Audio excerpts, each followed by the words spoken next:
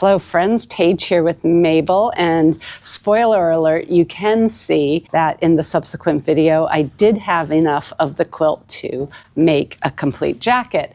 But the video you're about to see shows how I was able to squeeze a coat and a few more things out of that very holy quilt. Hi friends, I'm back and I have got my pattern pieces and I think I want to do a quilt jacket out of this, and I've been thinking about this for a while. There is this wonderful ice cream border going along the quilt. It's right over here, you can see that. And originally I had thought that that would be adorable along the bottom. However, I've sort of changed my mind. I think I'm going to just try to incorporate this green and white border along the bottom, and then I'll use some trim to bind the raw edges. However, on the sleeves, I want the cuff to roll back and have the ice cream trim on the cuff of the jacket. So what I'm going to do now is see if I can lay out my pattern pieces so that I can cut a jacket without a big hole in the middle of it. This is my jacket back. Here, there, so there is enough for a back. Honestly, this is the longest part of the process, trying to fit in the pattern pieces. So it does look like I've got enough fabric, undamaged quilt area to have the jacket. I am going to cut those pieces out right now. Typically, I fold the quilt symmetrically, use some pattern weights, and then I make my cuts.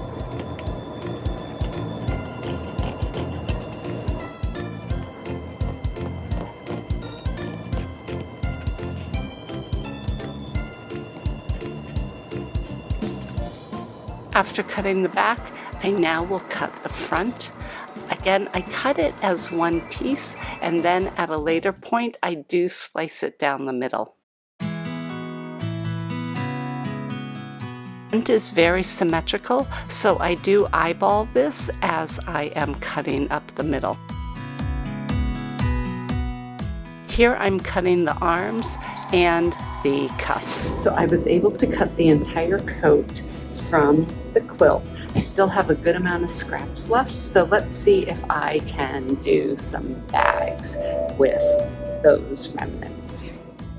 When I'm working on a quilt and I cut the quilt coat, I then also like to see how many other pieces I can get from the scraps. So in this quilt, I was able to cut a few caddies, I was able to cut a few sling bags, and some coin purses. These are rough cuts, and I am not too particular about being exact at this point, because at a later time, when I am ready to make the product, I will go back and be more exact with my cutting. But I do want to get the basic shapes cut out.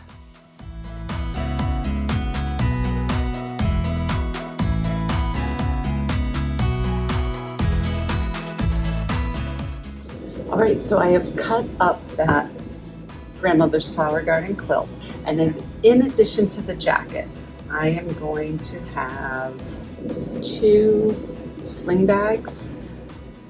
I am going to have a zippered pouch. I'm going to have a medium maker's caddy. This is an 8.5 by 8.5 square, so this will become part of a m.a.b.e.l. This will be a coin purse, and this will be an extra large maker's caddy. Additionally, I have this pile of scraps that I'm going to be able to piece together with other scraps to create more m.a.b.e.l squares. This pile of scraps I'm going to save for another person in my makerspace who likes to take the scraps of my scraps to use in her artwork. and this will go in the trash. So I'm pretty excited about this quilt. We have gotten as much as we possibly can out of it, and I'm super excited about that. Stay tuned for the next video in which I will sew the jacket and make the other pieces. I'm so glad that I was able to squeeze a coat out of that beautiful yet holy quilt. So the next video you'll see in the series shows me putting it all together, sewing it from start to finish. If you enjoy content like this, please hit like and subscribe for more. Thanks for watching.